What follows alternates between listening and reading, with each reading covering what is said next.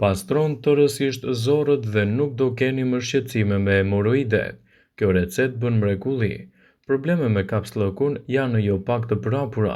Mirë po kjo recetë që ju sjellim në këtë video do të shpëtojë nga një problem mjaft i sikletshëm që do të pastrojë zorën tuaj të trashë, do të lehtësojë tretjen dhe gjithashtu nuk do keni shqetësime nga hemoroidet.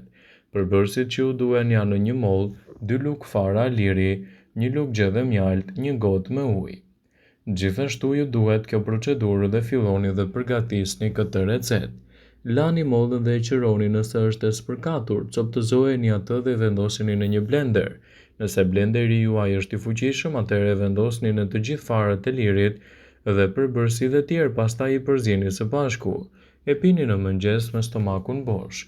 Kështu do të keni efekte të mira në sistemin tretës dhe do të mbani larg edhe problemet të cilat mund të rëndojnë atë, duke lehtësuar edhe kapslëkun.